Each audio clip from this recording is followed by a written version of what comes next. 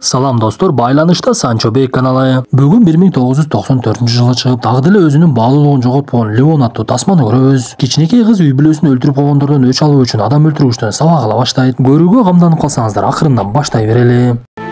Чёрт. Достор, арабызда кереметтүү Кыргызстанды сагынып, буйруса барсам тоого чыгып, туулган жеримдин абасын тойо жыттайм деп сагынып жүргөндөр аз эмес. Андайлардын көпчүлүгү Москва жергесинде иштеп жүргөн бир туугандарыбыз болсо керек. Эгер сиз дагы Санчо Бей каналын Москва шаарынан көрүп жаткан болсоңуз, биз айта турган байланыш сандарды жаза кетиңиз. Анткени документ жасатыш мөөнөтүңүз келип калган болсо, ошол байланыш сандарга коңгуроо кылсаңыз, алар дайым сиздин кызматыңызда болот. Андыктан жазууга камданып калсаңыз, +7 977 540 1042. Тасманын башында каарманыбыз Леон Тони менен сүйлөшүп олтурган. Бул экөө көп жылдан бери иштешип, Тони Леонго буйрутмаларды берип турчу. Бул жолу дагы Джонс деген адамдын сүрөтүн көрсөтүп, бул Марицого тоскоолдук кылып жатыптыр. Ал бейшемби күн сайын шаарга келип турат. Сен бейшемби күнү бошсуңбу десе, Леон ооба деп жооп берип, биз дароо эле ошол Джонстун шаарга келип адамдар менен мейманканага кирип бара жаткандыгын көрөбүз. Ал бөлмөлөрдүн бирине келип, ал жерден бир сулуу кызга жолугуп, маселеси бүткөндөн кийин адамдардын бири Джонско байланышка чыгат. Джонс байланышты алган кезде эле жанагы адамды атып өлтүрүп салды. Джонс дароо эле адамдарына буйругун берип, бул жака бирөө көтөрүлүп келе жатат деп, адамдары тапанчасын алып эле ачылган лифтти аткылай башташат. Бирок анын ичинде өздөрүнүн адамдарынын бирөөсү жүрүптүр. Бир кезде каарманыбыз такыр башка жактан пайда болуп, Джонстун адамдарынын биринин артынан бирин өлтүрүп, кээ бирлерин болсо бийиктиктен түшүрүп жиберди. Ошентип акыр аягы Джонс жалгыз калып, денесин калтырак басып, тартип сакчыларга коңгуроо кылып жардам сурай баштайт. Анда Леон анын артынан пайда болуп, байланышын өчүрүп, Морицонун сөзүн жеткирип, эгер дагы бир жолу бул шаарда пайда болуп, Морицого тоскоолдук кыла турган болсоң, бул жашоо менен кош айтышасың. Мени жакшылап түшүндүң деген ойдомун деп каарманыбыз ал жерден бир замат эле көздөн кайын болот. Анда Джонстун жүрөгү буга чейин Портер менен бара жатып, УКМКнын башчысы жолдо жолуккан тартип сакчынын жүрөгүндөй эле түшүп калды окшойт. Ошентип каарманыбыз жумушун аяктап, дүкөндөрдүн биринен сүтүн алып үйүнө жөнөйт. Ал өзүнүн кабатында көтөрүлүп бара жатып, кошунасынын кызы ал жерде чылым чегип олтургандыгын көрөт. Анан дагы ал кыздын бетиндеги көгүн көрүп, атасы жаман адам экендигин түшүнүп, үйүнө кирейин деп калса, так эле ошол кошунасынын үйүнөн бейтааныш адамдар чыгат. Көрсө, бул чылым чегип олтурган Матильданын атасы Баңгизат менен иштегендерге жардам берет экен. Бирок бул жолу ал бекитип олтурган Баңгизаттан азайып калгандыктан Стэн деген адам келип, аны коркутуп, үркүтүп, эртеңки чейин Баңгизатты толуктап койгонун, же болбосо аны иштеткен адамды табышың керек, болбосо көргүлүктү көрөсүн деп ал жерден кетишет. Атасы болсо Матильданын бетине чаап үйүнө кирүүсүн буйруп, бул нерсенин бардыгын үйүнүн ичинен Леон көрүп турган. Ал мындан соң жалгыз жашагандыктан үйүндөгү жыйын-теринин баштап, жакшы көргөн гүлүн тазалап, кийимдерин дагы үтүктөйт. Жатаарда болсо жанына тапанчасын коюп алып, көз айнегин тагынып алып отуруп уктачу. Таң аткан кезде Матильда атасы, апасы, эжеси жана эниси менен жашагандыгын түшүнөбүз. Алар үйүндө ызы-чуу болуп, бири-бирине такыр сыйы жок болгондуктан кыйкырынып сүйлөшүп, Матильда мультфильм көрөйүн десе, эжеси болбой эле гимнастика коюп алып машыга баштайт. Леон болсо туруп эле дене тарбия көнүгүүлөрүн жасап, пресске иштеп, Матильда сыналганы которуп жиберген кезде эжеси келип жоңго чабат. Каарманыбыз машыгып бүткөн соң жакшы көргөн гүлүн терезесине чыгарып коюп, эртең менен эле жалгыз кинотеатрга тасма көргөнү барат. Сыягы Леон дагы кинотеатрда эртең менен билеттердин арзан болгондугун билет окшойт. Ал бир кезде үйүнө кайтып, тепкичтен чыгып, Матильдага дагы бир жолу жолугуп, Матильда аны менен сүйлөшүп калып, мен азыр дүкөнгө бара жатам. Сиздин ар дайым сүт алганыңызды байкайт элем, кааласаңыз сүт ала келейин. 2 литр жетеби десе, Леон макул деп жооп берет. Биз ошол замат эле Матильданын атасына эскертүү берген Стэн адамдар менен келгендигин көрөбүз.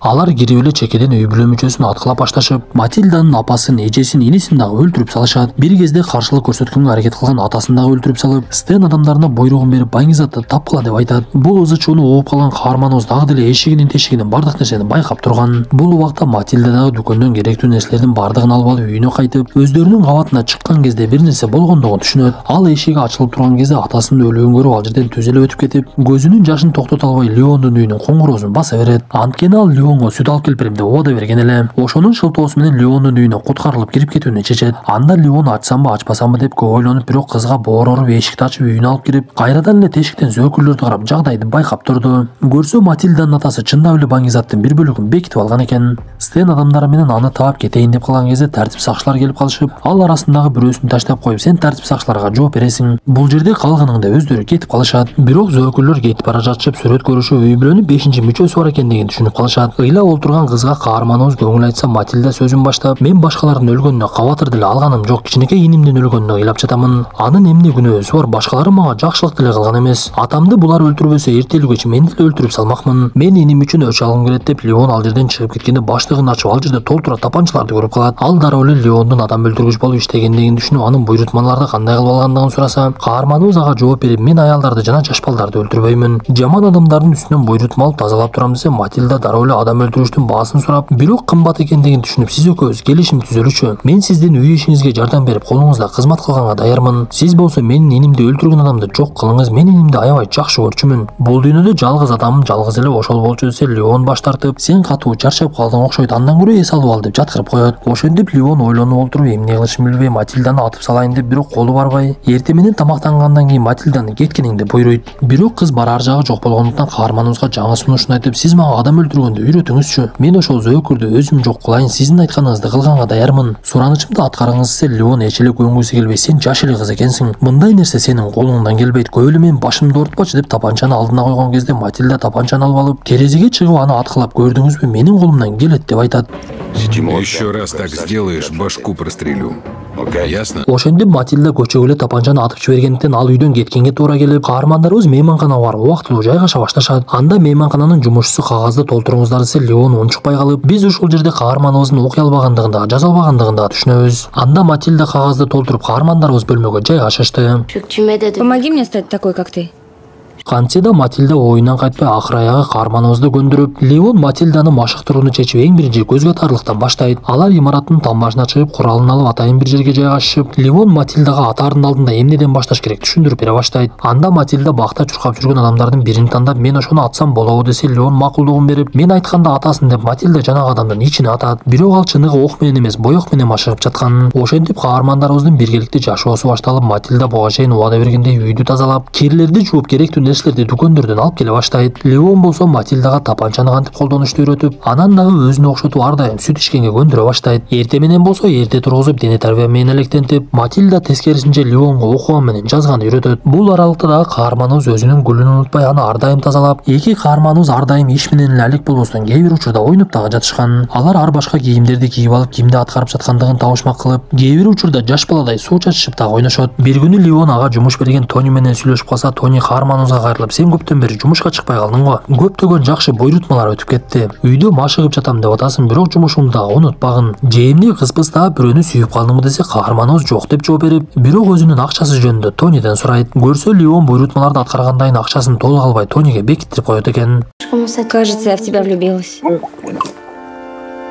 Бир күн эле Матильда Леондун оюна келбеген нерсени айтат. Анда Леон буга чейин мындай нерсени укпагандыктан дароо эле сүрдөп кетип, кичинекей кыздын сөзүнө көңүл бурбаганга аракет кылып, сенин белиң бешиктен чыга элек го. Сүйүүнүн эмнесин билмей келең, мен андан көрө жумушка барайын. Бүгүнгүгө буйрутма алдым деп куралдарын алып кетет. Анда Матильда аны терезеден көзү менен узатып, андан соң чыгып мейманкананын жумушчусу менен сүйлөшүп калат. Жумушчу каарманыбыздын атасы жөнүндө сураса, Матильдага жооп берип, ал менин эч кандай атам эмес. Ал экөөбүз ойношпуз деп жумушчунун оозун ачырат. Ошентип ал зеригип көчөгө чыгайын деп буга чейин жашаган үйүнө барып, ал жерде тартип сакчы кайтарып тургандыгын көрүп, алаксытып эле үйүнө кирип кетет. Матильда биринчи эле өзү жакшы көргөн оюнчугун алып, андан соң баштыгын дагы көтөрүп, эниси өлгөн жерди чийип койгондугун көрүп, көзүнөн жаш тегеренет. Ал мындан соң атасы акча бекиткен жерди билгендиктен ал жактан көптөгөн суммаларды алып, эми үйдөн чыгайын деп калган мезгилде эле бөтөн бирөөлөрдүн үйгө келе жаткандыгын байкайт. Анда Матильда бекинип калса, эки тартип сакчы ал жерге Стенди алып келип, андан сурагалы башташат. Анда Стен бизге атасы кол салды, мен ошону жок кылганмын, калганы жөнүндө маалыматым жок деп ал жерден шашып кетет. Бирок Матильда анын артынан калбай, такси жалдап, унаасы кайда барса артынан ээрчип, Стен өзү мамлекеттик баңгизатка каршы бөлүмүндө иштегендигин түшүнөт. Ал анда мейманканага кайтып, бул учурда Леон дагы буйрутмадан келип, Матильдага жаңы көйнөктү белек ала келгендигин көрсөтөт.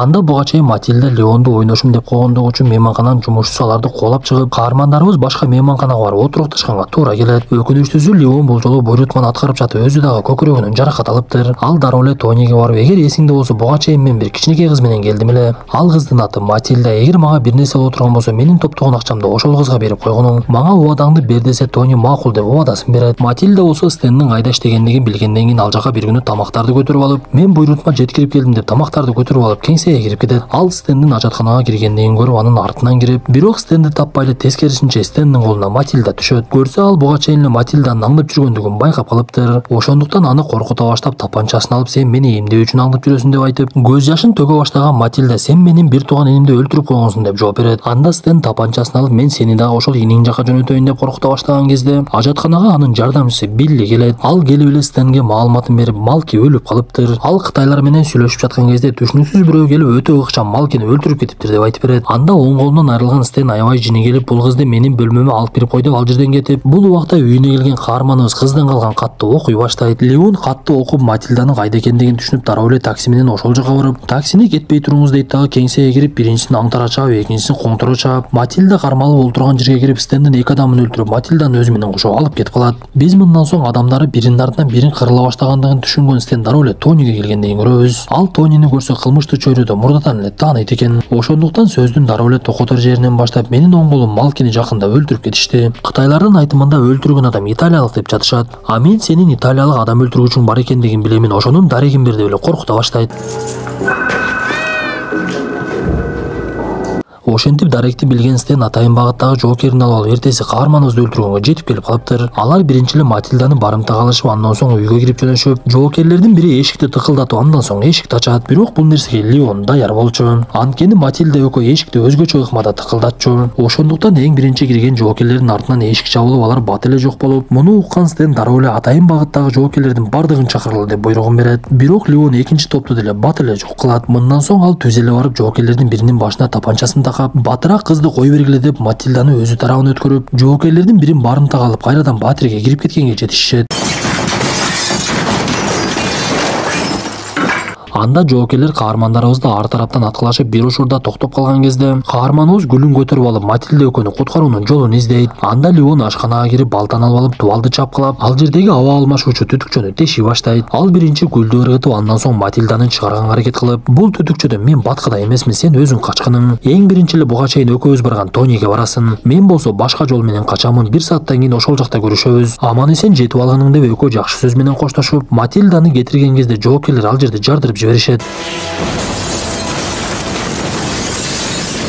Андан соң жоокерлер батирдин ичине кирип, ал жерден катарлаш жоокердин бири жарадар болуп жаткандыгын көрүп, ага жардам көрсөткүлө деп эле көтөрүп алып эшикке алып чыгып жөнөшөт. Көрсө ал жерге дээрлик 200дөй атайын багыттагы жоокер келиптир. Ошентип жанагы жарадар жоокерди алып барып олтургузган кезде бул каарманыбыз Леон экендигин түшүнөбүз. Бул убакта Матильда имараттан чыгып ал жерден качып кеткенге жетишип, каарманыбызды дагы эч кимиси тааныбай дарыгерлер бир сыйра көзөмөлгө алышып, андан соң Леон эч кандай тоскоолдуксуз көчөгө чыгып жөнөйт. Бирок анын артынан Стендин келип калгандыгын көрөбүз. Анткени Стен каарманыбызды дарыгерлер карап жатканда көрүп калып, дароо эле таанып калыптыр. Ошентип каарманыбыздын сыртка чыгып кетишине 2 кадам калган кезде Стен анын артынан келип атып салып, Леонду Матильда менен жолугабыз деген сөзү ишке ашпай калат. Каарманыбыз жарадар болуп жатып, Стендин колун кармап, бул белек сага Матильдадан деп кийиминде илинип турган жарылуучу затты ишке салат. Катуу жарылуу болуп, каарманыбыз өзү менен кошо Стенди да ала кетип, Матильда бул убакта Тонинин жанына барып, көп убактан бери Леондун келбегендигинен өлгөндүгүн түшүнөт. Анда Тони, мага Леон керез кылып кеткенде акчанын бардыгы сеники. Бирок сенин жашың болгону 12 экен, ошондуктан бардыгын сага бербеймин. Чоңойгучаңды ай сайын келсең бөлүп берип турамын. Бойго жеткенден кийин гана калганын берейин. Сен болсо мектебиңе кайт. Өтө жаш кыз экенсиң деп жакшы сөздөрүн айтып, каарманыбыз Тонинин сөздөрүн туура көрүп, шаардан алыс эмес жердеги Спенсер деген мектеп интернатына барат. Ал барып мектептин директоруна болгонун болгондой айтып берсе, директор аябай таң калып, эч кандай маселеси жок эле каарманыбызды мектепке кабыл алат. Биз тасманын аягында Матильда Леондун жакшы көргөн гүлүн жерге олтургузуп жаткандыгын көрөбүз. Достор, ушуну менен бүгүнкү тасмабыз дагы аягына чыкты. Тасма жакса мыкты белгисин басып, сөзсүз оюңуздарды калтыра кетиңиздер. Анан дагы достор, чыгарып жаткан эмгегибиз сизге жаккан болсо каналга катталып бизди кубантыңыз. Биз болсо жакшылыгыңызга жооп кылып талыкпай чыгарып турганга даярбыз. Анда эмесе достор, кийинки чыгарылышка чейин ден соолукту жакшы карап, жамандыктан алыс болуп жакындарга жанашалы.